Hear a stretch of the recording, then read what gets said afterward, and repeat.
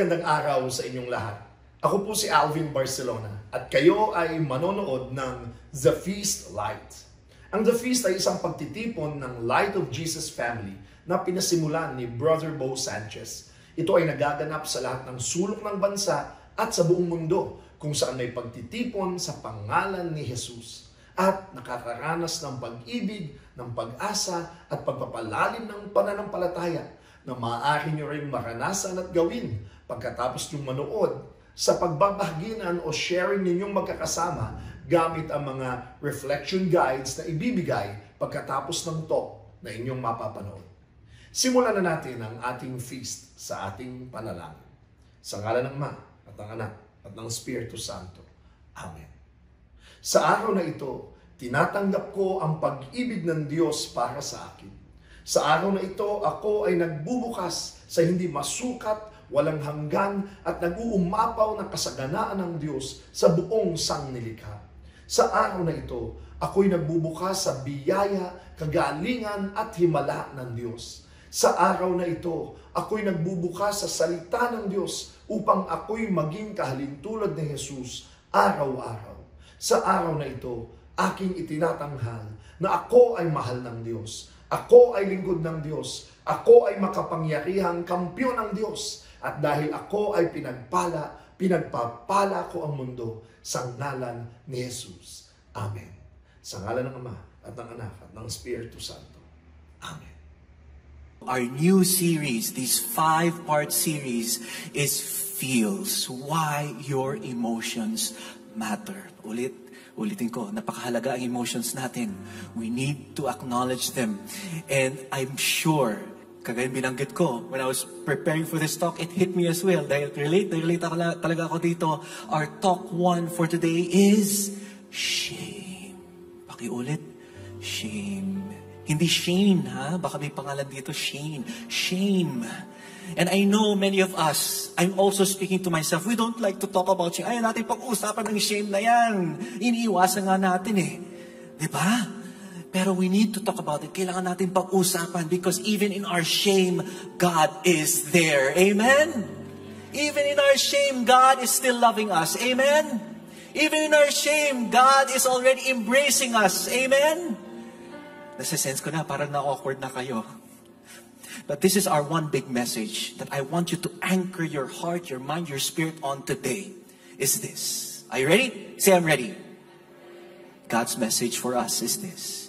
You are already loved. Pakisabi sa katabi, baka hindi ang narinig ng katabi, you are already loved. Parang pag narinig ko yun, parang, totoo ba? Yung shame na nandyan na matagal na, love ba? I'm already loved pala. And that's what we want to remind you in this talk series na pag-usapan the different emotions that we all go through, we are already loved. Amen? Because there are two problems with emotions. How many? When we deal with our emotions, ito yun eh. Kasi what we fail to do most of the time is that we have trouble labeling our emotions. Nabigyan ng pangalan, ano ba ang emotions na ito? Ano yung naramdaman ko? And how we lead them. Kadalas, because we cannot identify, ano itong nafe-feel ko ngayon? Saan nanggagaling to? And because we cannot identify it, ang problema, it overwhelms us. Yung tuloy, apektado ang buong araw natin. Apektado na ang buong week natin. Apektado na ang buong buhay natin. Dear friends, when you cannot label your feelings, you cannot lead them well. Pakisabi ang katabi, I believe the person beside you needs to hear this. Pakisabi sa kanya, label your emotions. Alright? So to learn how to lead our emotions better so that you can love God, love others, and yourself more. Yan ang goal ng ating series natin. Ulitin ko ha, this 5-talk series, let's remember it in our mind and our heart and in our soul na ito ang goal natin for this 5-talk series, Feels, no? You can acknowledge your feelings and your emotions so you can love God more, you can love others more, and you can love yourself more. Kung napansin niyo mga kapatid, God created us with emotions. Amen? Pakitingin katabi. Mukhang may emotions ba ang katabi mo ngayon? Dapat lang. Kung walang emotion, hindi yan tao. Kailangan may emotion yan. God created us with emotions. Kasi we are not robots. Amen? Ulit, pakitingin mo yung katabi. Mukhang robot ba yung katabi mo ngayon? I hope and pray hindi. Kasi ang hirap maging robot. Kahit minsan gusto natin maging robot para tapos na, para walang emotion, walang drama. Pero kung walang drama, walang K-drama. Sa mga mahilig sa K-drama, itaas ang kamay. Di ba? Pag walang drama, walang K-drama din. Okay? Pero ito, that's why I'm glad we're not robots kagaya ng Bicentennial Man. Napanood niyo itong movie na to? Di ba si Robin Williams? Siya isang robot. Pero along his life, dahil he can live for long, gusto niya maging tao kasi na-intriga siya sa pagiging tao na we're so complex and yet we're so beautiful. That's why as we dive deeper into the beauty of our emotions, feel your emotion, label your emotion, and lead your emotion. Di ba? Kumbaga parang ano yan eh, kumbaga sa isang kabayo tsaka yung carriage, di ba? O, pag yung emotions ang nag-lead na sa'yo, naku, mahirap yon. So, kailangan the mind has to manage the emotions. I'm not saying deny, ha? Iba yung denial. Mahirap po yan. Pag denial, lalabas at lalabas din yan somehow, some way. Minsan, in ugly ways. Relate? Relate? Pag dinideny kasi, wala yan. Yung pala, nagiging busy ka na-overwhelm ka na sa gawain mo araw. Yung pala, at the end of the day, nandyan pa rin. Because you fail to label and acknowledge your emotions. The truth is this, God wanted us to have feelings. Totoo yan. That's why God created us with emotions, with feelings, because He wants us to have those feelings. No? Every emotion has an important purpose. Pakiulit. Every emotion has an important purpose. Yes, every emotion, even the more difficult ones. Kaya napakahirap at napakasakit na emotions like shame na pag-usapan natin today. Like guilt. Nako, isa pa yan ang sakit pag guilt. Fear, anger, and sadness. Aminin natin, we all went through this spectrum ng mga emotions na to. Amen? That's why it's important we acknowledge God's word. We acknowledge His presence in our life kasi we cannot lead them alone. So tell the person beside you, don't lead your emotions alone. Don't lead your emotions alone. Kasama natin ang Diyos. Alam niyo, napakahalaga that we acknowledge the Bible. Because in the Bible, we think it's just religious? Hindi. In fact, the Bible has so many emotions kung babasahin talaga natin, di ba? In fact, it's the Psalms, Lamentations, Job, di ba? Wisdom. Ang dami mga readings of despair, anguish, hurt, pain. Nandyan ang lahat. Because the Bible is God's love story with us, with humans. Amen? It's a love relationship ang nandito. That's why love letter ng Diyos sa atin eh. Akala natin managing emotions, handling our emotions ay simula ng mga psychologists, kagaya ng father of psychology, si Wilhelm Wundt. Yan, German kasi siya. So yung WV, parang Volkswagen, di ba? So Wilhelm Wundt, di ba? O kaya si Sigmund Freud, yung father of psychotherapy or modern psychology. Akala natin sila ang nagsimula. No, they were able to formalize yung mga studies of psychology as a science, pero nasa Biblia na yung mga emotions and how we can lead them, manage them, and handle them. Ito, Book of Psalms pa lang. Akala natin Psalms ay, di ba, binabasa natin responsorial psalm, tuwing misa, di ba? Very praiseful, always of high praise for the Lord. Pero sa Book of Psalms, sa totoo lang, there are 150 prayers that contain a plethora of emotions. Plethora, ang lalim ng salita, Brother Tony. Ang daming emotions na lumalabas din sa Psalms. Sadness, fear, grief, guilt, shame, and joy. Happiness, fulfillment, nandyan. So, example lang ha. For you here, who here experience in a way extreme sadness? Meron ba? Meron ba? No? To the point of despair. It's good. I thank you for raising your hand. I know it's not easy for those with extreme sadness and anxiety. Pero ito, Psalm 6:6-7, sabi daw, all night long I flood my bed with weeping and drench my couch with tears. Na-experience niyo po pa ito? Sino dito na-experience ng ganito? Itaas ang kamay, yung totoo. OMG, talaga, di ba? Yung tipong tutulog ka na, pero biglang iiyak ka lang. Na-experience mo ba yun? Saan galing tong emotions na ito? Kinakabahan ako just sharing it, no? It's true. It happens to many of us. And sometimes paggising mo, and I experience this, yung parang may anxiety attacks ka na. Paggising pa lang ng umaga, bakit may anxiety attack ako? That's why in the Laments, may Book of Lamentations pa, Laments, that's why Laments ang pamagat ng Book of Lamentations din, because, and also in the Psalms, because these are prayers coming from intense pain. Pakiulit, intense pain. Intense pain. That's why the lessons of the Psalms, the lesson of the Bible is this. Always bring your most difficult emotions ulitin ko, to God. Even your most difficult emotions, kahit galit na galit ka. Even if this person that you love, galit na galit ka na, naiinit ka na sa kanya. Hey, instead of blurting it out on the spot, surrender it to the Lord. Lift it up to the Lord. Ask me why. Ask me why. Because the truth is, God can take it. God can take it. He can take your emotions. He created you with emotions. He created you with feelings. He created you with the capacity to feel the grief, the anguish, the pain, the despair, the sadness, and also the joy. Kadalas kasi, when we're on our rock bottom, tsaka tayo lalapit sa Kanya. Tama? Or tama? But then, when we're feeling happy, when we're feeling overjoyed, we're feeling successful, ay parang nawawala ng Diyos sa pag-isip natin. Parang nawawala na siya because we're happy.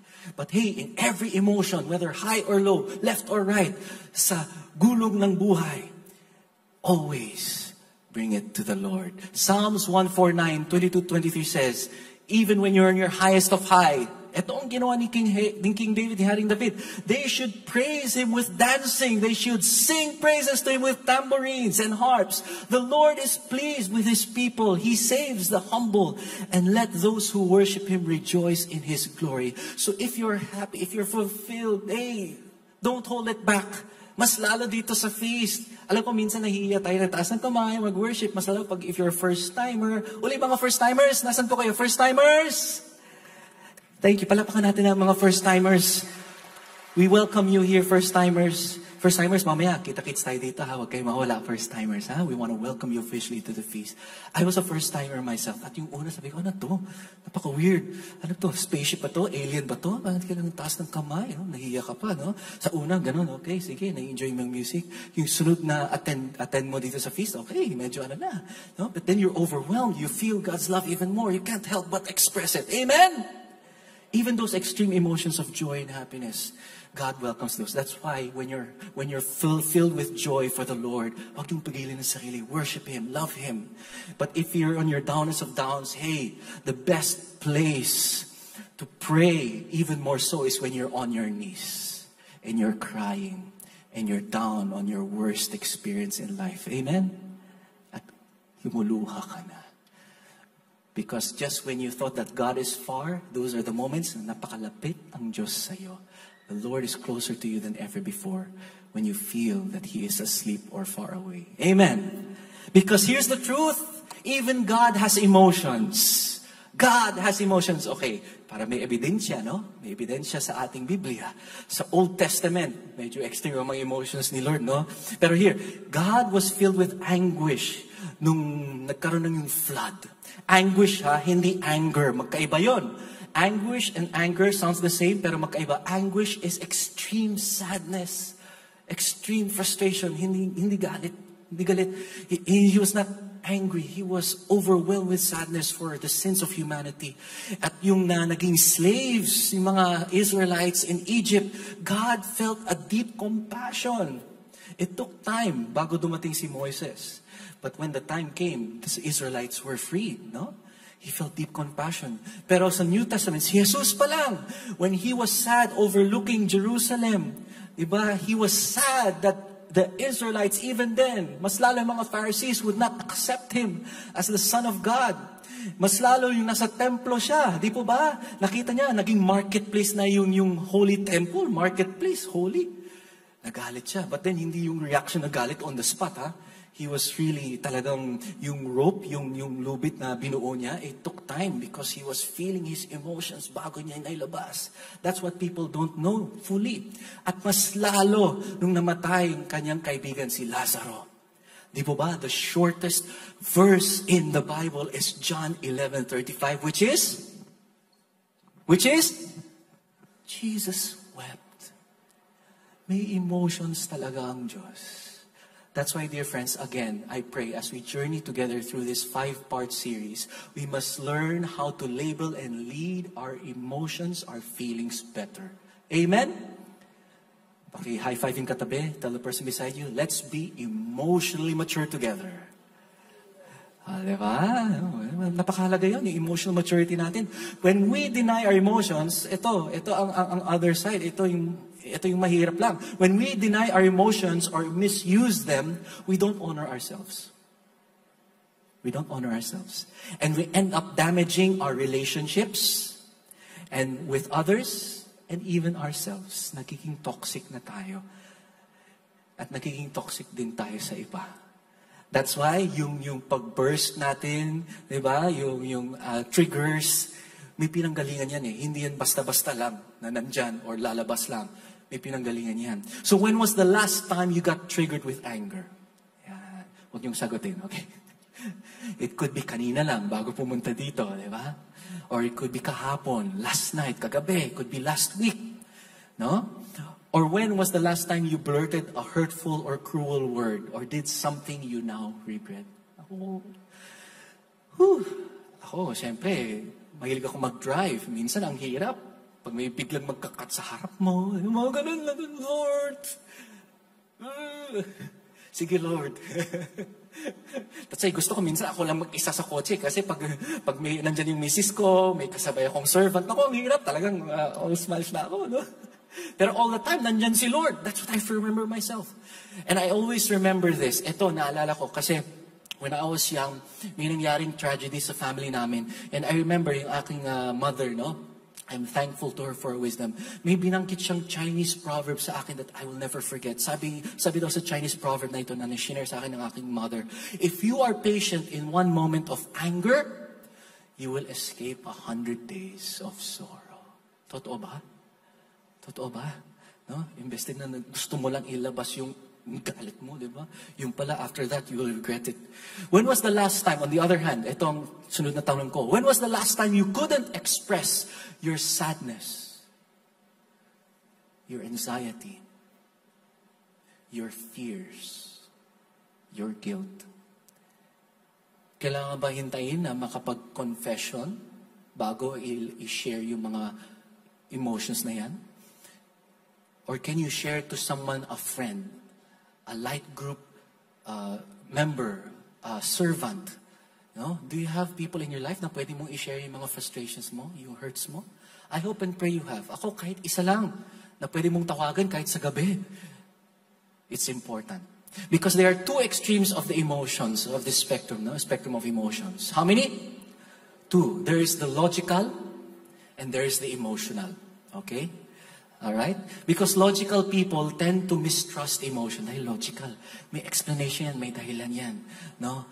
You cannot, gusto may solution kagad sa naramdaman mo. No? You want to give an instant answer. No? Kailangan may explanation yan. Di pwede wala. Logical. On the other hand, yung emotional people experience strong feelings that spontaneously drive their words and behavior. Usually, ganun tayo. We choose one side or the other. But the point here is, it's not whether logical ka or emotional ka. We're meant to be both. No? Because sa buhay natin, sa totoo lang, general, broad strokes ito eh. But we fall within that spectrum of emotions. No? Somewhere there, nandun na tayo. That's why yung ating series, actually, is based on a book. And this is a very good book if you can get a copy of this. It's called Why Emotions Matter.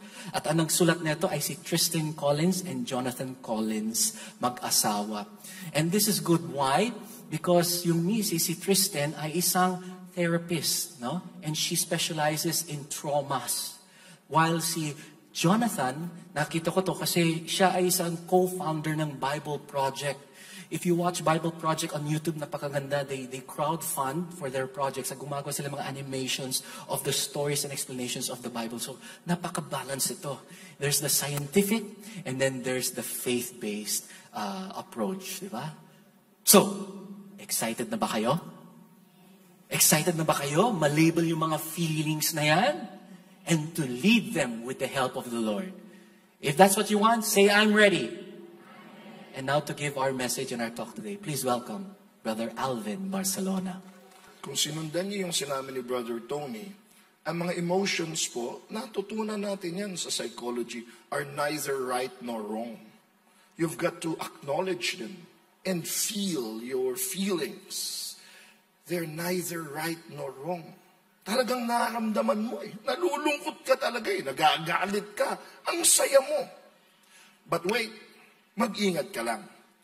Kasi how you act on your feelings is what will make it right or wrong.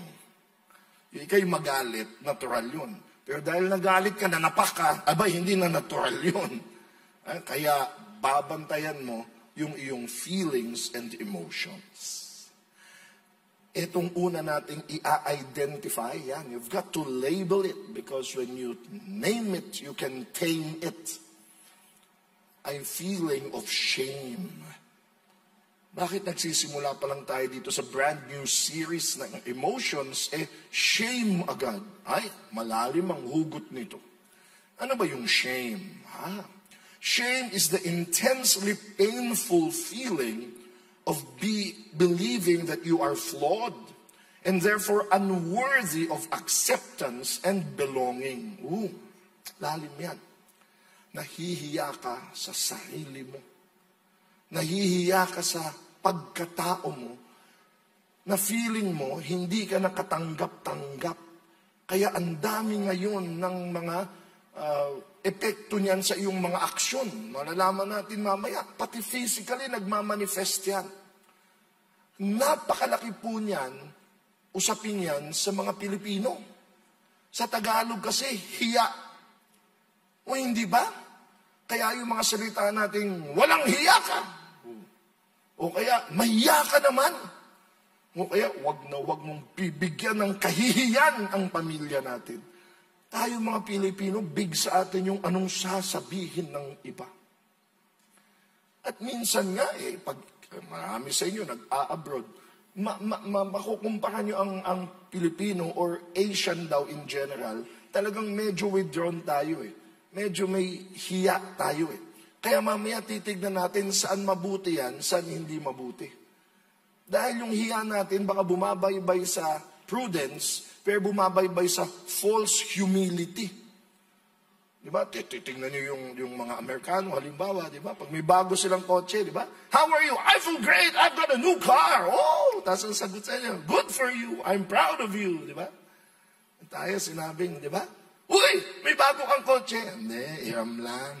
Tsamba lang ito. Napanalunan ko lang ito sa raffle. Diba? Ayaw na. Bakit? Ba't di mo sabihin? Nagsumikap ako, di ba? O big gift na. Hindi, nahiya tayo.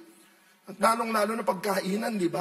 Ay, kailan lang minimbita akong Amerikano Amerikano. Come, join us for lunch. Okay, sumama nga. Sabi mga Pilipino, aya lang yun, hindi serious yun. Tinuloy ko. Kasi tayo mga, ay, kain ka! Hindi, busog ako. Diba? Hindi, kain ka! Okay lang. Tapos kumakain ka na, hindi ako pinilit, pambihira, ang sarap mo. Ang hiya natin, gusto natin pinipilit tayo. Tsaka yung hindi tayo makapagsalita, lalo na kung tama at mali na. Sobrang nahihiya tayo, kaya nga may isa pang tawag niyan, kimi. Yung napipipi tayo. Halimbawa, may pila. Di ba may pila? Ay, sa Western countries, pag may sumingit dyan, excuse me, we are all in line here. You must go. Tapos sorry. I thought that I can, I'm in a hurry. But all of us are in a hurry here. They can discuss. And they can express their minds out. I'm sorry. Ganun lang yun. Sa mga Pilipino na masabi yun. Nakapila tayo, tapos may sumingit. Ang kapal ng mukha, sumingit. Tapos pag tumingin yung, okay po, okay lang. Pagtalikod, ang kapal talaga ng mukha, tingnan mo. Hindi natin masabi diretso. Diba? Pero chichismisan natin. Kaya tignan natin kung yung hiya natin, uulitin ko, out of courtesy, out of prudence or respect, or out of a false humility. Uy, may sinasabi pa nga sila na baka pride nga yun in disguise eh. In fact, baka naman sa Pilipino lang ito patuloy ko pinag-aaralan eh. Pero di ba, malaking usapin ngayon ang physical death, especially when you take your own life. Ano po ibig sabihin nun? Yung mga taong ginagawa yan, hindi tayo nang husga, pero bantayan natin sarili natin. Bakit? Kasi pipiliin pa nila ang physical death over social death. Dahil hindi nila makayanan yung kahihiyan. Nabaon sa utang or may nangyari sa kanilang relasyon, tatapusin na lang niya ang buhay niya kaysa sa humarap sa kahihiyan. Kaya sa atin, napakalaking usapin ng hiya. Kasi again nga, ano na lang ang sasabihin ng mga tao? Ang laki sa atin yan. Kaya sabi ko nga, bantayan natin yung hiya kasi baka it's a false humility that may actually be pride in disguise. Very interesting yan. Kasi ako'y lagi nasa entablado. Again, hindi ko tinataas ang sarili ko na ako'y nasanay ng humarap sa tao. Pero nung nabasa ko ito, sabi, Gabriel, challenging to Yun daw mga nahihiya na humarap sa tao. Sensitive ito pero sabihin ko lang. Baka daw yun nga yung mga mayayabang. Nahiya na nga, mayabang pa. O pride yun eh. Bakit? Bakit sila nahiyang humarap? Kasi baka sila magkamali. At baka sila pagtawanan lang. O baka sila pumiyok. O baka sila makalimot. Ay, wag na. Bakit? Samantalang ako po, halimbawa, nung nagsisimula ako, panay ako piyok. Hanggang ngayon, kakamali ako. Pag uwi ko, okay lang. Okay lang yun. O may magtawanan, mali ako sorry. Kaya bantayan natin sarili natin, nahiya tayo mag-volunteer. Sinong tutulong? Uy, huwag ka magtataas ng kamay. Sabihin, maepal ka. Tutulong naman Baka sabihin, mayabang ka. Bakit? Kaya, mas iniisip pa natin yung sasabihin ng tao kaysa sa tayo mag-grow. Tayo tumulong. Tayo mag-voluntaryo. Because again, as Brother Tony beautifully laid down, there are no bad emotions. There are only bad ways of managing them. Lalong-lalo na po itong hiya, itong shame. Dahil uulitin ko, tulad din sinabi ni Brother Tony, emotions are gifts. Binigay sa atin ng Diyos yan As Jesus was fully human, as He was fully divine, tayo ay may pagiging maka-Diyos, pero tayo din ay tao. At binigyan tayo ng mga emosyon at feelings ng Diyos nakakapagbigay kulay sa ating buhay. Kaya maniwala kahit sa hindi, ang shame, may gift yan sa atin. Ano maaring gift yan? It tells you that something is threatening your identity and needs your attention. Uulitin ko yung shame nakaugat sa nahihiya ako sa sarili ko. Minsan nga, hindi na sa ginawa ko, kundi sa sarili ko na. Kaya tayo mag-ingat tayo sa mga salita natin, lalo sa mga anak natin Imbis na sabihin natin, mahiya ka sa ginawa mo, ano sinasabi na? Mahiya ka sa sarili mo. Yung tao na ang nakakahiya. Yung ginawa niya ang nakakahiya, yun ang ituwid. Hindi siya ang nakakahiya. Kaya shame signals that your identity is being threatened. Naku, may hugot po yan sa Genesis. Natutunan namin sa mga Bible nerds natin. Tayo po sa feast ay may mga Bible scholars na tumutulong sa ating mga talks. Isa po dyan, yung anak ni Brother Bo, si Brother Ben. Pinag-aaralan nila yan at sinasabi sa amin palagi na halos lahat daw ng usapin bumabalik sa Genesis. And makes sense. Nandoon talaga unang kwento Bakit? Sa Genesis pa lang, sinabi na kung sino ka. Kaya huwag mong kakalimutan yan. At sino ka? God created you in His image. Grabe! Yung palang, titindig ka na ng matikas. And you will be able to face anyone. in any problem, in any situation. Bakit? Nilikha akong kawangis ng Diyos. Katunayan, sa Genesis pa lang, ginawa akong co-creator, co-ruler, ang taas ng ating dignidad, ng ating imahen. Kaya nangyari, may nagsinungaling sa atin. At malalaman nyo, lahat ng ugat ng shame ay naniwala sa isang kasinungalingan. May nagsinungaling kay Adan at kay Eva. Yung ahas, yung demonyo, na sinabi, kaya lang naman ayaw pakain sa inyo itong prutas magiging katulad kayo ng Diyos Ayaw niya yun. Ha? Ginawa ka ng kawangis niya katulad ka nga ng Diyos Ang sabi ng demonyo, kainin niyo to, mamumulat ang mata ninyo. Naniwala sila sa kasinungalingang yon, and they stopped trusting God. Naku, dyan mag-uugat yan. When you stop trusting how God sees you, how God defines you, you take matters into your own hands. Gagawin mo ngayon sa iyong sariling kakayanan to improve your lives. Okay naman yun. But without Him, mahirap. You want to decide for your own life. Diba sounds familiar? Buhay ko ito. Walang makikialam sa akin. Kung ano gusto kong gawin sa buhay ko, akin ito. May katotohanan, pero hindi lubos. Kasi hindi mo naman lubos na sa'yo ang buhay mo. O kaya anong ginawa ni Adan at ni Eva, na simbolo nating lahat? Kinain nila yung prutas, sumuway sa Diyos. At ano nangyari? Kaya ito yung hugot natin, bakit shame ang una natin pinag-uusapan. Genesis 3:7. At that moment, their eyes were opened and they suddenly felt shame. Isa pala sa mga unang emosyon ng tao sa Genesis pa lang ay hiya.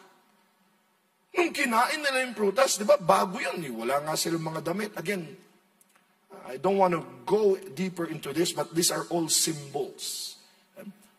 We don't want to debate if this was really true. Was there a real Adam and Eve and they were naked? But these are all telling us a big message. Ibig sabihin, makakaharap sila sa Diyos kung sino sila. Naked. Are you getting the metaphor there? Pero ngayon, bigla sila nahiya, nakahubad sila. So they sewed fig leaves together to cover themselves. Ano kasunod ng hiya? Takip. Tago. You recoil. Tinatakpan mo na ngayon ang sarili mo. Dati-dati, proud ka. Dati makakaharap ka kahit kanino. Bakit? Nilikha ako ng Diyos. Tapos biglang naniwala ka sa kasinungalingan, nahiya ka ngayon. Kaya tignan nyo, kung tutuloy nyo yung Genesis 3:8-9, when the cool evening breezes were blowing, the man and his wife heard the Lord God walking about in the garden. Yan nga yung basihan Diba talk ko lagi yan pag Holy Week retreat? Basihan na bago yon ang Diyos lumalakad kasama nila. Grabe ang Diyos, Siguro holding hands pa sila sa hardin. Kaya isang araw, nung naglakad ulit ang Diyos, hinanap sila. Pero anong ginawa nila this time? They hid. Ayan ang kasunod ng shame.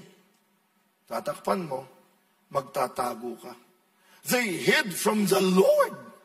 Sa Diyos ka na ngayon nagtatago among the trees.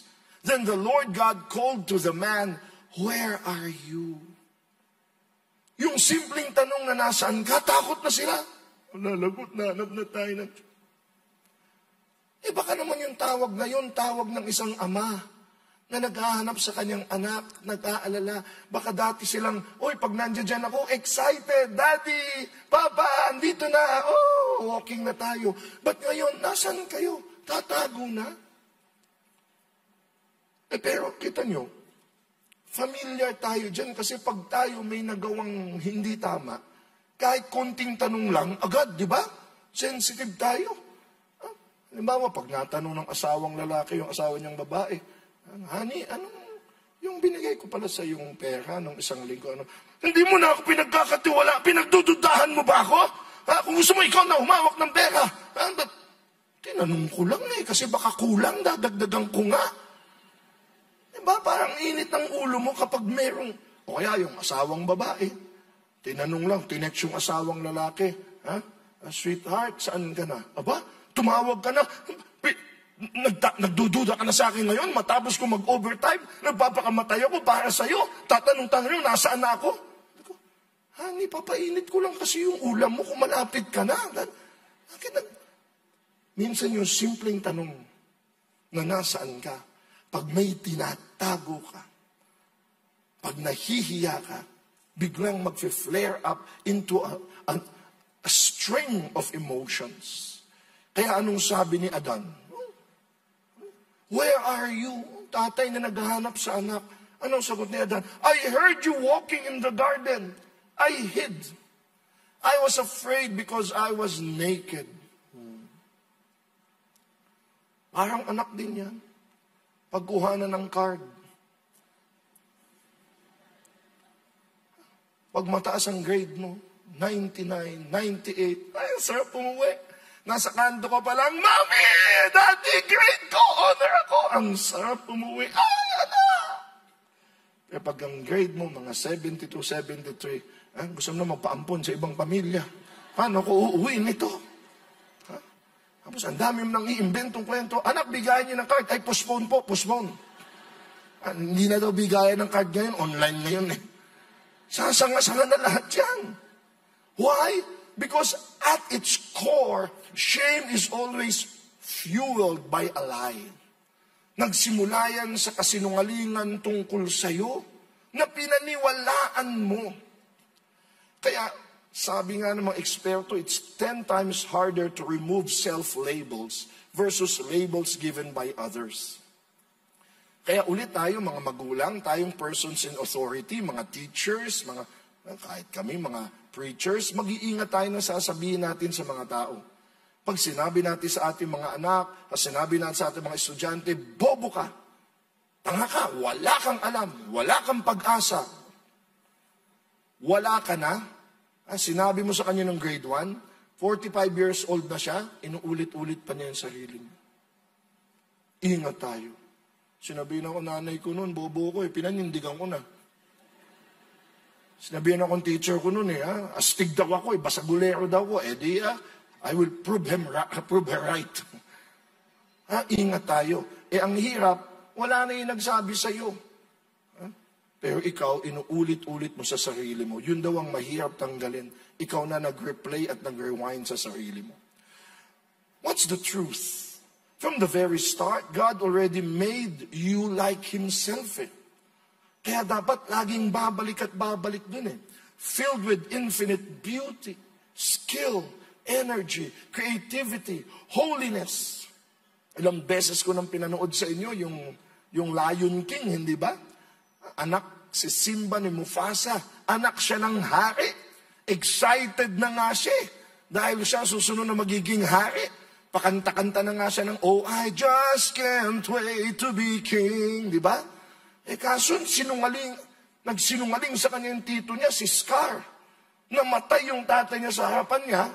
Lungkot-lungkot na nun, traumatic na yun. Sinabi pa ni Scar, kasalanan mo.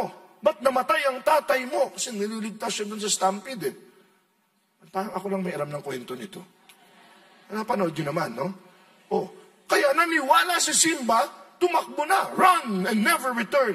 Sinisin niya ang sarili niya. Mamamatay na siya sa disyerto. Buti na lang, natagpuan siya ni Timon at ni Pumba. Kaya lang, naiba na buhay niya. Imbis na siya anak ng hari, ano na siya? Hakuna Matata. No problems. Pero hindi mo tatakasan kung sino ka. Kaya binalikan siya ni Rafiki nung binata na siya, yung unggoy na advisor ng tatay niya. Sinabi, I know who you are. Publican mo yun. You are Mufasa's son. Sabi niya, no. I'm not who I used to be. Tapos pinakita sa kanya. He had the reflection of his father. Hanggang sa siya'y na-led doon sa savannah, nagpakita yung tatay niya, di ba? Alala niyo? Tapos nagpakita yung tatay niya sa ulap, di ba? Ano lang ang sinabi? Remember. Father, remember. You have forgotten me. Alam ko yung script, di ba? No, Father, I have not forgotten you. You have forgotten who you are, so you have forgotten me. Father, don't leave me. Remember. Remember. Pray. Pag nalimutan mo kung sino ka at naniwala ka sa mga bansag sa'yo na ikay, wala na, baon ka na sa utang. Ikaw, anak ka nang naghiwalay mong ikaw, lasinggero, tatay mo. Ikaw, pag diyan ka nabuhay, kasinungalingan yan. Kaya anong pinapaalala ng talk na ito? Tanong niyo ano? Remember. Remember. Anak ka ng Diyos. Pero i-qualify natin, ha? Ang shame is different from guilt. Kasi yung guilt, masama din yun pag masyadong matagal. Si Father Bob, lagi niyang sinasabi niyan. Huwag masyadong matagal ang guilt, toxic yan. Pero kailangan natin ang guilt. Bakit? Ang guilt is a signal that what we did was wrong. Konsyensya yan eh. Ang Diyos naglagay siya ng EWD, early warning device sa ating mga puso, sa ating mga isip. Kaya pag ikaw, nangungupit ka sa wallet ng asawa mo, kinakabakabahan ka. Alam mo, mali eh. Pero pag madalas mo nang ginagawa, nasanay ka na, wala nang kakabakaba. Uy, may tawag dyan. Deconscientization. Tinanggal mo yung konsyensya mo. Kaya yung guilt, early warning yan, kabahan ka kasi mali yan. Huwag mo ituloy. Mahirap pag nawalan ka ng guilt. Si Hitler and the Nazi regime, they wiped out 6 million Jews. Yung makapatay ka lang ng isang tao, di ba, habang buhay mo nang dadalhin, 6 million? Kung napanood niyo yung Holocaust, sinusunog lang nila na parang mga garbage yung mga tao. And to Hitler, it was okay. He was cleansing the world. May kilala din akong ganyan eh. Pangalan, Thanos. Diba? Pag ginanon daw niya, hahati ang mundo. Kasi feeling niya, makakatulong siya. Dahil, diba, masusolve ang maraming problema. Dinikonsensitize mo na yung sarili mo, nawala na yung konsyensya. O kaya ito, this might be hard-hitting. Ikot ako ng ikot ng mga probinsya kasi. Pag ito, ang init-init. O kaya pag umulan. Alam naman natin ang isang cause niyan. Nawala na kasi yung mga puno. Kung nakakalat lang ang mga puno, may mga sasalo lahat yan eh. Nasira talaga yung ecosystem eh. Lalo na pag umulan, sa amin sa Mindanao, ang dami mga lugar ngayon na konting ulan, baha, lubog. Dati-dati hindi ganyan. Bakit? Simple, pag tumingin kami, wala nang mga puno. At pag nag-flash flood, at ako'y naipit na namin sa isang flash flood eh. Bawo sa amin, ano ba yun? Sendong. Dito sa atin, nag-undoy. May mga namamatay. Libo namamatay. Bakit? Mauugat mo sa naubos yung mga puno. Sino pumutol? May mga yumaman at sobrang yaman. Ito lang tanong ko yun. Makakatulog ka ba nun? Na yumaman kang pinagpuputol mo yun, tapos ang naging epekto, libo-libo mga namatay? Parang di mo ata. Pero kung nasanay ka na, di ba? Ano lang yan, collateral damage. Collateral damage, mga libo-libo namatay. O kaya, halimbawa, yung, di ba? Totoo yan. Yung mga ayuda, yung mga tulong na dapat doon sa mga biktima ng natural disasters, ng bagyo, ng lindol. Di ba may mga tao pang, imbis na makarating doon, nanakawin pa? Para bang, asa na ba yung konsyensya mo, di ba? Ikamamatay na ng mga tao yan. It's real. May mga tao talagang trinain nila yung mga nilagay na early warning device ng Diyos, pinatay nila. Para they can just do things na parang wala lang.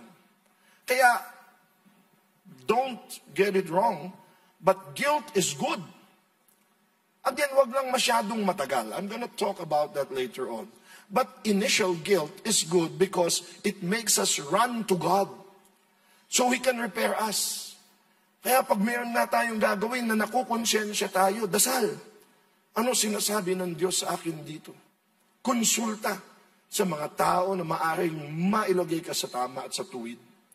Dahil pag yan ipinagpatuloy mo, sinabi na sa iyo ng guilt feelings mo na huwag, o umiwas, pinagpatuloy mo yan, baka yun mag-lead sa shame. And again, shame can be good if you're repairing what's threatening your identity, but it can also be your prison. Sabihin yung lahat, prison. Ay, kaya nga, inuna ko yung kultura ng Pinoy na mahiyain eh. Again, pwedeng mabuti, pero pwede rin buong buhay natin, mahiyain tayo, nakalipas na ang maraming mga oportunidad na dapat lumago ka, natuto ka, umunlad ang buhay mo dahil lang sa hiya. Nakatulong ka sa tao, nakapagpakain ka marami, nakapag-volunteer ka, dahil lang sa hiya, pinalagpas mo. Prison mo na yan. And there are 4 prisons of shame. How many? Number 1, obsessive perfectionism. Oh, bakit naging shame yan? Ay, maglilid sa shame talaga yan. Ang mga tao pong perfectionist, gusto nila lahat ng ginagawa nila, perfect. Mahirap. Kailangan lahat ng ginagawa natin, excellent. Sabihin niyo, excellent. Ay, kusaya natin. Hindi ba pwedeng sloppy work? Anak tayo ng Diyos, dapat tayong pinakamahusay ng mga teachers, doctors, engineers, call center agents, drivers, chefs, tayong pinakamahusay. Pero pag perfection ang hinanap mo, lagi kang ma-frustrate. Lagi kang anxious at magagalit na kahit ano gawin mo, laging may kulang, noon ganyan ako eh. Hanggang ngayon, I still get that, pero more or less napagtagumpayan ko na kasi I face people. At wala kayo sa hindi, pagkatapos nito, noon, pag uwi ko, ano kaya mali kong ginawa? Yung suot ko kaya tama sa kanila? Yung buhok ko kaya tama ba yung hati? At baka nangiti yung isa doon sa ano? Baka ako pinagtawanan niya. Nako, preso yan. Na ang hinahanap mo sa sarili mo, mali. Imbis na, ay, thank you Lord, I did my best. Thank you Lord, ginamit mo ako makabless ng tao. Noon kasi, alam ko, ginagamit ni Lord, na mabless sa mga tao, pero pag may isa na nag-walk out, may isa lang na, hindi na ako makatulog, may humikab, no? Nagtotok ako, wala akong kwenta, wala akong... At ang hirap niyan, pag perfectionist ka sa sarili mo, magiging ganyan ka din sa iba. Magiging critical ka rin sa iba. Kung ang hinahanap mo, nakikita mo sa sarili mo, yung mga mali mo palagi, at yung pinalalaki mo, ganun ka rin sa iba. Again, parang anak mo uli yan sa card. Mami, grade ko sa English, 95. Oh, Science, 96. Math, 97. Oo nga, pero tignan mo tong PE mo, bakit 82 lang? Ang dami nung matataas, tapos nakita mo yung mababa. Sabihin mo sa kanya, improve na yun, pero palakpakan mo naman yung kanyang mga matataas. Kaya ako lagi ko sinasabi sa mga teachers namin, kasi matatapos na yung bigayan ng card. Unahin nyo yung mga mabubuting ginawa. Kasi pag sinabi yung mabubuting ginawa, may lisensya ka na para sabihin kung ano yung dapat niyang i-improve. Pero umpisa pa lang, sinabi mo na, yung anak niyo po madaldal, yung anak niyo po bagsak, minsan na lang nga pumunta yung magulang, tapos pag-upo niya, yung anak niyo walang pag-asa. Pera. Kaya ako pupunta dito, wala man lang mabuti. Ay, kaya sa school namin, dapat, kahit nga bagsak, huwag mo munang unahin yan. Sabihin mo muna, yung anak niyo po, ang galing magwalis.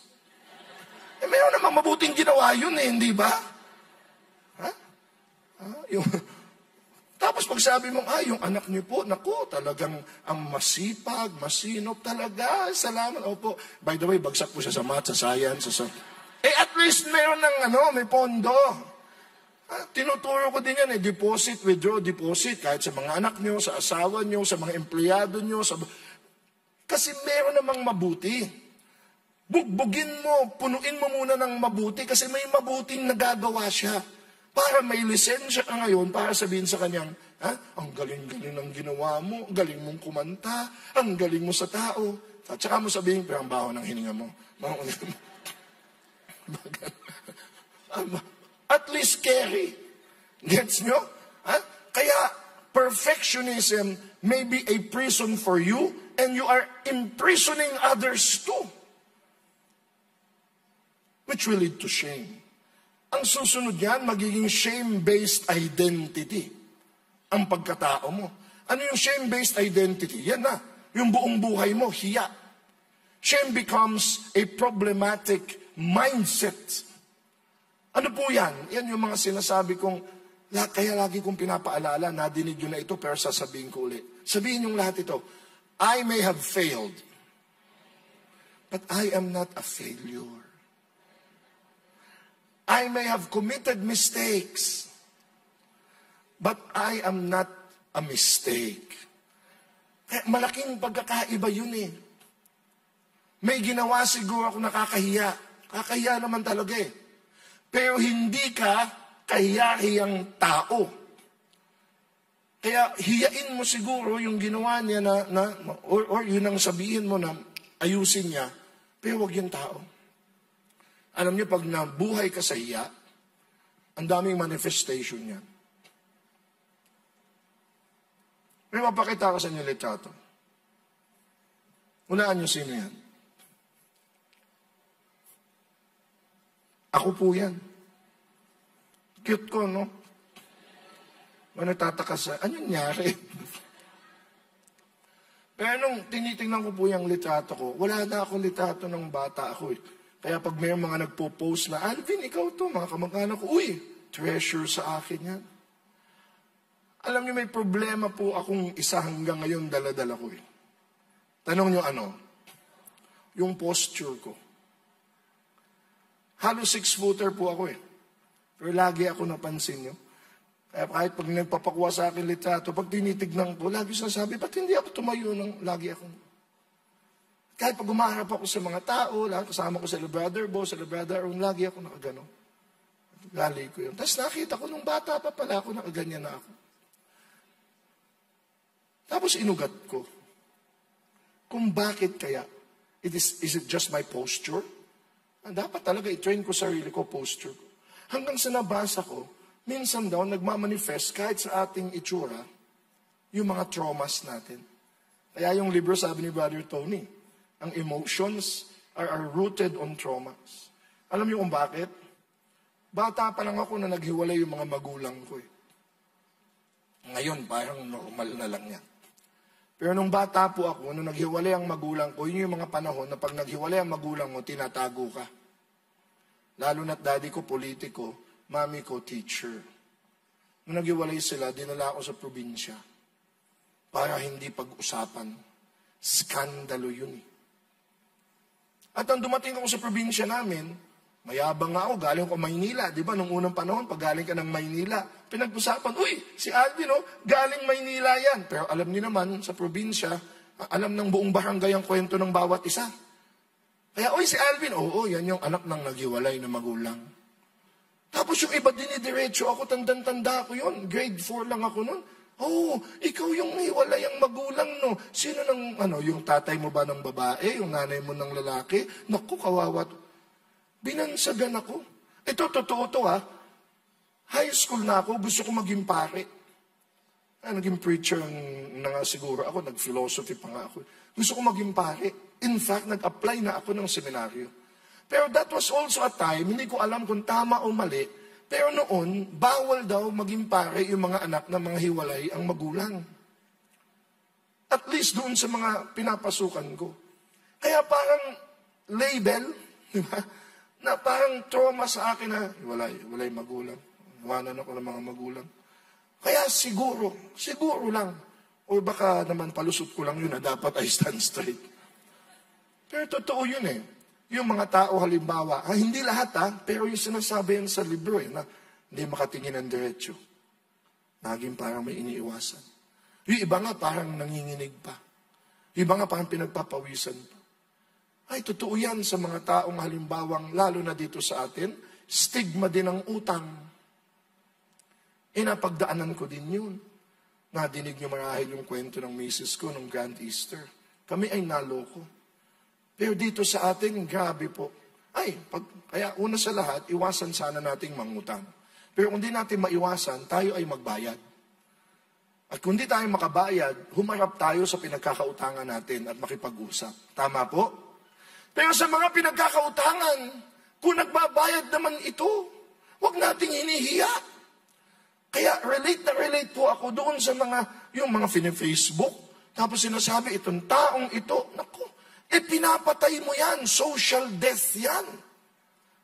Yung mga pinagpiestahan ka, na ikaw nangutang ka na para bang dapat silya elektrika ka na. Kaya yung mga taong ganyan, takot lumabas. At mabubuhay sa kasinungalingan. Pag may kumakatok, anak, sabi mo, wala ako, wala ako. Kaya, andyan ba nanay mo? Sabi po ng nanay ko, wala daw siya. Diba yung mga ganyan? Mabubuhay ka, bakit? Hiniya ka eh. Kaya gusto mo magtago, ayaw mo lumabas ng kwarto. Nakaka-relate po ako dyan. Tapos nagmamanifest. Nagmamanifest na takot ka na sa tao. Iniisip mo ngayon, nag-uusap-usap siya. Ako pinag-uusapan niyang mga yan. Pinag-uusapan niya. Nagiging paranoid tayo. Yung mga kaibigan ko hindi ako tinulungan. Yung mga mag-anak ko hindi ako tinulungan. Pupunta yan sa prison 3. The blaming habit. Kaya ako naghiwalay ang magulang ko, nagka-problema ko sa finances, sarili kong pamilya, sa mami ko at mga kapatid ko. Nung kami ay nagka-problema din, ang isang default niyan, magturo. Manisi. In fact, Genesis pa lang, yun ang talagang nangyari, di ba? Kaya nga nung sinabi nga, kita nyo, lahat bumabalik sa Genesis. That's why it represents us, our story. Na pag ikaw nag-guilty, na pag ikaw nag-lead sa shame, takbo ka kay Lord. Hindi tabo. At pag umarap ka sa Kanya, amin. Hindi turo. Diba ano sabi ni Lord? Adan, ba't ka nahihiya? Bakit ka nagtatago? Kinain mo ba yung prutas sa Ano ang sagot ni Adan? Yung babae. Yung binigay mo sa akin. Kasalanan pa ng Diyos, binigyan sa babae. At sinabi ng Diyos, Eva, binigyan mo nga ba si Eva? Yung ahas, turuan. At yung ahas, walang maituro, walang kamay. Sasagot na lang ng sa kanya nabuntong, gagapang ka, papapang ka, nagditutunga. Pero di ba ano lagi ko sinabi? Pag ikaw nagkamali at lahat tayo magkakamali, kaya ngayon ang kwento ni Adan at ni Eva, palagay nyo ba nagulat pa ang Diyos na nagkamali sila? What if that was a test na pag nagkamali ka, ang sagot, lumapit ka sa Diyos. Humingi ng tawad. Dahil yan ang kwento ng parable of the prodigal son. Bumalik ka sa Diyos, humingi ng tawad. What if, Adan, kinain mo ba ang prutas sa pinagba? What if ko sagot ni Adan, opo, nagkamali po ako. Tapos ang kwento, ang iksilan ng Bible. Genesis, and they live happily forever after. Wala na mga Exodus, Leviticus, kung ano-ano pa. Di ba? Hindi. Nagtuturo. At hanggang ngayon, yan tayo . Imbis na we own to our mistakes, which we will commit. All of us are imperfect. We will commit mistakes. With our finances, with our relationships, with our health life. But the secret there is to own up to it. But shame usually leads to blame. You blame others until you blame yourself. Ang hirap in blaming others, when we focus our emotional energy on blaming others, we're not healing our shame. Pag panay tayo, turo. Di ba sabi nga nila, pag nagturo ka, yung 3 daliri bumabalik sa'yo. Yung isa neutral yan, nakaganyan . Paano ka ba magturo? Gano'n? Kaya nga sabi ko, kung talagang wala kang kasalanan, turo mo lahat. Mukha ka naman, ikaw. Bumabalik sa iyo. What does that mean? It's symbolic as well na ikaw din. Kaya kung nagkamali ang misis mo, kung nagkamali ang mga anak mo, turo ka din sarili mo. Teka, baka ikaw, mayroon ka din pagkukulang, kaya nangyari yun. Kaya imbis na ubusin mong oras mo sa pagtuturo, mula sa magulang mo, mula sa mga teachers mo, mula sa mga kapitbahay mo, you take ownership, and that's where healing begins. Lalong-lalo na, if you keep on blaming yourself. Again, maganda yung reflection na kamali ako. Pag nagkamali ka, kumpisal ka, hingi ka ng tawad, you expose yourself to the truth, and then be healed. Rise up. Hindi yung i-replay mo ng i-replay in an endless loop. Because self-blame is repeating in our heads, mali ako, masama ako, mali ako. Habang buhay, biniblame mo sarili mo, sayang. tandaan nyo, hindi ikaw yan. Ikaw ay mahusay, ikaw ay mabuti, ikaw ay mahal ng Diyos. Kaya kung babalik ka dyan, imbis na i-replay mong pagkakamali ka, maitutuwid mo ka agad. Which brings you to the fourth prison pag hindi mo nagamot, the poison of isolation. Kaya tingnan yung mga kwento natin, kung tayo ay nagkamali na hindi natin minanage ng maigi. Yung hiya natin, magiging tago. Mag-isolate. Ayaw na natin kumausap sa tao. Ayaw natin kumausap kahit sa pamilya. Well, ito naman ang una kong sasabihin sa inyo. Sa una, iintindihin natin yun. Iintindihin natin. Tama si Tony kanina, huwag ka agad husga. Tayo din kasi minsan nihusgahan natin yung damdamin. Yung damdamin, inuunawa muna yan. Kasi feeling yan yung excitement, di ba? Excited ako! Excited ka dyan, ha? Kakain lang tayo sa Jollibee, excited ka na. Baka hindi mo alam, kaya pala siya excited kahit Jollibee, ay dahil magsasama-sama na rin ng pamilya nila o yung jowa niya. Ang bilis nating humusga dun sa emotions, hindi natin underlying. Nalulungkot ako. Huwag kang nalulungkot-lungkot dyan. Maging masaya ka. Mag Diyos. Baka yung lungkot niya pala, ang ugat nun pagod. At yung pagod, hindi mo yun madidinay. At hindi mo muna pakinggan. Ba't ka ba nalulungkot? Kasi ako lang po, kung sasabihin, alam niyo ba kung saan po ako galing ngayon? Nung Biyernes po, lumipad po ako ng Mindanao, ng Butuan. Alas 3, alas 2 ako nagising ng madaling araw. Lipad po ako ng alas 4. Meeting sa Butuan, nag-talk po ako. Hapon, alas 4, bumiyahe po ako ng Visayas sa Cebu para matulog. Dahil kinabukasan madaling araw, Iloilo po ako para sa ating grand grand feast doon, expand na naging napakamatagumpay sa Iloilo. Tapos kaninang umaga po, madaling araw kong gumising para po dumiretso dito. Umuwi lang ako sandali para magbihis. Pumunta ako dito. In short, pagod na pagod po ako.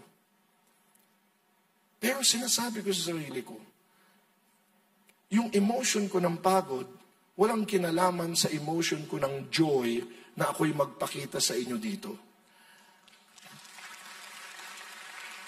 Kaya takbo ako Pero kung may nakakapansin po sa akin, di ba, I get that Brother Alvin, yung preaching mo po, talagang na-bless kami. Pero bakit parang mukhang haggard ka?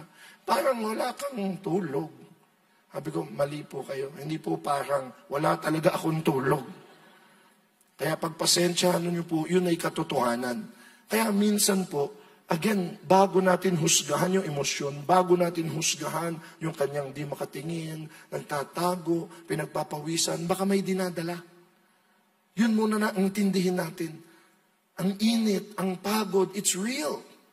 Ba't ang init ng ulo mo? Ang init nga May epekto yan Hindi ba? O kaya yung mga magulang natin, na hindi natin alam, mainitin ang ulo, yung pala may dinaramdam na. Pag may sakit yan, talagang mag-iinit ang ulo. Ay, si mami talaga, ang hirap kausap. Ay, si daddy, hindi mo alam, baka meron ng iniinda sa puso, sa lungs, sa mga balikat. So we understand people. But again, how do we heal this? We understand, but then we move forward to how do we deal with this? And how do we heal this? Ito po yung sagot. Let shame, after of course we do everything, ayaw din natin ang hina-hyper-spiritualize lahat. Pag ikaw nalulungkot, takbo kay Lord. Totoo naman. Pero okay pong pumunta sa psychiatrist. Okay pumunta sa counselor. Okay pumunta sa isang pare o preacher or mentor. Hindi po lahat ay, baka sakit ang ulo ko kay Lord. May utang ako kay Lord. Nag-aaway kami kay Lord. Totoo kay Lord lahat, pero dapat gawin niyo muna yung dapat gawin, humanly possible. Are you getting me? Minum ka gamot, bayad ka, mag-usap kayo, and then kay Lord. Pero ang bottom line, kay Lord din talaga. Kasi kahit gawin mo lahat ng gagawin mo, without Him, hindi yan fully mahihil. Kaya let shame be your signal to go back to God. and your safe friends. Kami pong mag-asawa, bandang huli, sa lahat ng mga pinagdaanan namin, iisa ang palagi namin naging sagot. Tanong niyo po ano? Yung magbukas ng aming sarili sa isa't isa. Kasi bandang huli, kung kayo'y mga mag-asawa, kayo din dalawa makakasolusyon yan. Whether it's finances, whether it's health, whether it's in the family or relationships. Ako po, ang dami ko mga sablay. Kahiyahiya po ang mga naging sablay ko. Pero ang una kong healing ay kapag ino-open ko sa aking asawa. Magagalit siya. Kahiyahiya ginawa ko eh. Tatanggapin mo yun. Pero pagkatapos nun, healing begins. Lalo na kung tungkol sa pera, dapat pinag-uusapan. Hindi tinatago yan. O sa sakit, hindi dinidibdib mo, tapos saka mo sasabihin, huli na. Kaya ang isang sagot dyan, empathy. Ano yung empathy? Hanap ka ng tao na tatanggapin ka at maramdaman ang nararamdaman mo. It may be your spouse, it may be your mom. Kaya ako namimiss ko din mami ko eh. Di ba usually yung mami ang go-to person natin na tatanggapin ka kahit ano pa nangyari sa'yo. Pagagalitan ka niyan, pero bandang huli, anak ka pa rin yan. Di ba kaya tayong lahat, di ba? Pag talagang hirap na tayo, lungkot na lungkot, mama, kung buhay lang siya. Di ba? Pero kung kayo may mga asawa na, o kahit sa inyong mga anak, or sa isang best friend, or dito sa ating feast, may mga LGs tayo. Kaya very soon, aanyayahan namin kayo, gumawa kayo ng isang light group kung saan you can be, quote-unquote, naked. Huwag nyo kami literal, ha? Kaya na ibig sabihin ng naked eh. Ibig sabihin, pwede mong ibukas ang kahit sino ka na mauunawaan ka. Hindi ka tsismisan, hindi ka husgahan, hindi ka tatawanan, hindi ka ididiin, kundi pakikinggan ka, uunawain at tutulungan kang makabangon. Hanap ka ng ganyan. Meron yan.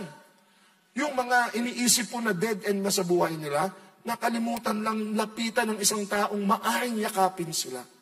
Maaring maunawaan sila. Kami po na nagka-problema kahit sa finances, alala lang namin bumalik sa mga tao o taong tutulungan kami. Maghanap ka nun. Empathy. When we expose our shame to God and others. Mahirap pong dalhin pag ikaw lang eh. Pero pag meron kang pinagbuksan niya na dalawa kayo, sa una maaari magalit, magdiskusyon, pero hawak kamay kayo, dyan magsisimula ang healing. You receive empathy from God, others, and ourselves. And we start healing. Tumayo po tayong lahat. Ulitin ko po. Ang isang default ng healing of shame is to remember that you are already loved, that you are already accepted, you are celebrated and blessed in the first place. Kaya nga gustong-gusto ko yung verse at awiting, sinong makakapaghiwalay sa pag-ibig ng Diyos sa iyo? Hindi ang sakit, hindi ang kasalanan, hindi ang taba. Kaya kahit ano pa nangyari, balik ka sa Diyos. Sabi kasi sa Isaiah 49:16, I have written your name on the palm of my hand. Hindi ka na mabubura sa Diyos. Kahit ano pa ang gawin mo, mahal ka niya. Kailangan mo lang sabihin, Lord, kailangan kita. At inuulit ko, kahit sa kwento pa sa Genesis, nagkasala si Adan at si Eva. Oo, sila ay binanish mula sa paraiso. Pero nangako kaagad ang Diyos Ama, magpapadala ako ng magliligtas sa inyo. At dumating nga si Jesus. At siya ang nakatanggap ng sobrang kaihian sa krus. Dinuraan, sinuntok, pinaradang nagbubuhat ng wala namang kasalanan. Hanggang sa namatay in public as a criminal of which he was not. And yet tinanggap niya lahat ng kahihiyan na yun. Bakit? Para hindi na tayo mahiya. He took our shame and our guilt. Huling kwento ha. I just can't resist. Itong old story na pero kwento ko lang. Kami ni Brother Bo may kaibigan, si Brother Pio. Baka may kilala pa kayo sa inyo. Minsan, siya ay nagkaroon ng bisitang Amerikano. Pinatry niya sa bahay niya. Ang pangalan si Dog, Amerikano. Tapos ang nililinis ng kinabukasan, ni Pio yung kwarto ni Daug, nakita niya yung relo ni Daug nasa basurahan. So kinuha ni Pio, Daug must have dropped this. Nahulog niya sa basurahan. So he ran to Daug, who was at the kitchen probably. Daug, your watch! You dropped your watch! Sabi ni Daug, oh no, Pio, I didn't drop it. I threw it. What? You threw your watch? Tinapon niya. Why did you throw it? Natawa si Daug. Didn't you look at it? It's destroyed. It doesn't work anymore. It's broken. Tinanga ni Pio, hindi nga umaandar. Sasabihin sana ni Pio, ba't di mo pagawa? Kaya lang inunahan na siya ni Daug. Sabi niya, Pio, you seem to be very interested in my broken watch. If you want it, it's yours. Mine! Pinoy pa kahit siya, di ba? Thank you! Thank you! Kinuha ni Pio. Si Pio preacher. Charismatic pa. Pumunta din sa likod. Pray-over niya yung relo. In Jesus' name, mabuhay ka, ma'am. Totoo, inalog-alog niya. Baka winisik-wisikan pa niya ng tubig. Umandar yung relo! Umandar! Kaya balik siya kay Daug. Totoo to, ang kwento ko. Sabi, Daug, your watch, it's working now. It's working. Ang mga Amerikano, pag binigay na, wala nang bawian. Good for you, Pio. It's yours now. Really? I have a working watch. Thank you. Kinabukasan nagkita sila ni Bo. Sabi niya, Bo, tignan mo, may bago akong relo. Sabi ni Bo, ganda niya na. Magkano bili mo niyan? Binigay sa akin ng bisita ko, Amerikano. Akala sira. Tinapon niya. Abay, nung binigay niya sa akin, inalug-alug ko, dinasalan ko, winisikan ko pa ang tubig. Umandar! Tawanan sila. Galing, sabi ni Bo. Si Brother Bo, always seeing the hand of God in these little things. Sabi ni Brother Bo, ang galing. Mabuti na lang si Lord, hindi utak Amerikano. Utak Pilipino siya. Kasi pag tayo nasisira, hindi niya tayo tinatapon.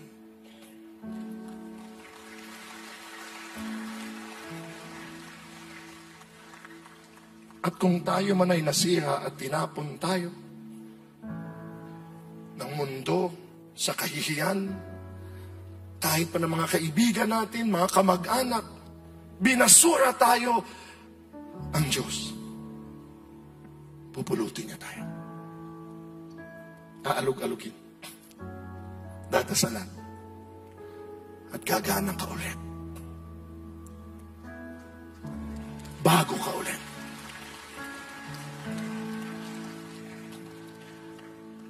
Kaya po yung Alvin, na lagi nakayuko noon, lagi ko naiisip na naiwanan ng mga magulang o nagka-problema sa utang o kung ano-ano pa. Lagi kong pinapaalala, nasira man ako, pero sa kamay ng Diyos at ng mga taong tatanggap at nagmamahal sa akin, gagana uli ako. Kaya titindig ako ng diretso at haharap kahit kanino. Because God loves me. I am loved. And my shame and my guilt is gone by His love. And that is my default feelings. God's love for me.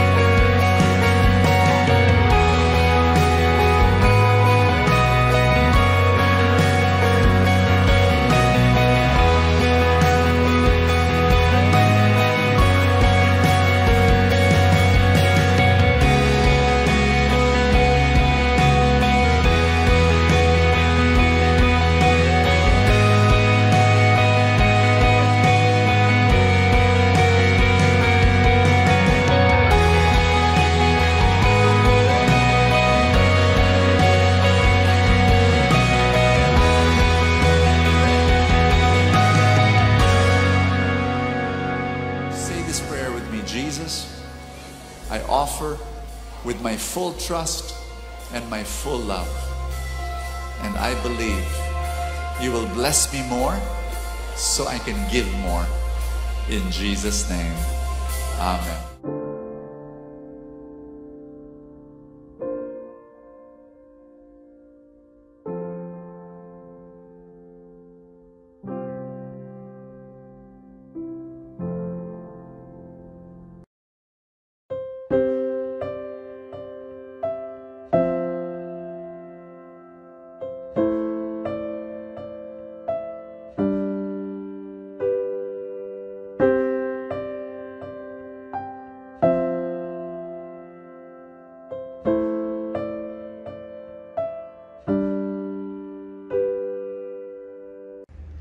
Tayo'y manalangin. Sa ngalan ng Ama at ng Anak ng Espiritu Santo. Amen. Mahal naming Ama sa langit, kami po ay nagpupuri at nagpapasalamat sa isa na namang pagkakataon na kami muli mong tinipon at tinawag upang makinig sa iyong salita. Ipinapanalangin ko ang lahat na ngayon natitipon sa ginanap na feast light na ito. Itinataas ko ang mga panalangin, pangangailangan at mga pangarap ng bawat isa para sa kanilang mga pamilya, sa kanilang mga hanap buhay, sa kanilang kalusugan, sa kagalingan ng mga may sakit, at sa anupamang mga kahilingan, puno ng pananalig at pananampalataya na ito ay ipagkakaloob mo sa iyong takdang panahon at pamamaraan. Nawa, patuloy ang maging pagtitipong tulad nito upang lalong ang mabago ang aming mga buhay ayon sa iyong kalooban. Sa ngalan ni Jesus. Amen. Sa ngalan ng Ama at ng Anak at ng Espiritu Santo. Amen. Maraming salamat muli sa inyong panonood. Huwag niyong kalimutan na regular na magtipon muli sa ating feast light at siguradong mayroong magandang mangyayari sa inyong lahat. God bless you.